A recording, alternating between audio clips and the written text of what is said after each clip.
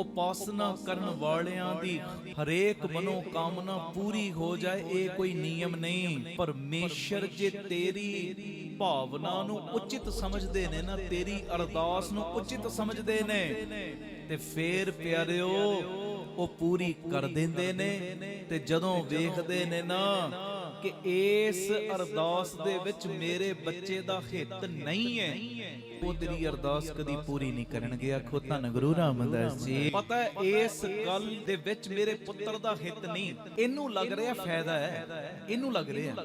ਕਈ ਵਾਰੀ ਅਸੀਂ ਕੋਈ ਮੰਗ ਕਰਦੇ ਹਾਂ, ਸਾਨੂੰ ਚੰਗੀ ਲੱਗ ਰਹੀ ਹੈ, ਪਰ ਬਾਪੂ ਨੂੰ ਪਤਾ ਆਉਣ ਵਾਲੇ ਸਮੇਂ 'ਚ ਆਹ ਚੀਜ਼ ਨੇ ਮੇਰੇ ਪੁੱਤ ਦਾ ਨੁਕਸਾਨ ਕਈ ਗੁਣਾ ਵਧਾ ਕੇ ਕਰਨਾ ਹੈ, ਤੇ ਬਾਪੂ ਉਸ ਕੰਮ ਦੇ ਵਿੱਚ ਰੁਕਾਵਟ ਪਾਈ ਜਾਂਦਾ ਹੈ। ਇਸ ਕਰਕੇ ਜੇ ਕੋਈ ਅਰਦਾਸ ਮਨੋ ਕਾਮਨਾ ਪੂਰੀ ਨਹੀਂ ਨਾ ਹੋ ਰਹੀ, ਇਹ ਸਮਝੋ ਕਿ ਇਹ ਅਰਦਾਸ ਪੂਰੀ ਨਾ ਹੋਣ ਦੇ ਵਿੱਚ ਹੀ ਮੇਰਾ ਭਲਾ ਛੁਪਿਆ ਹੋਇਆ ਹੈ।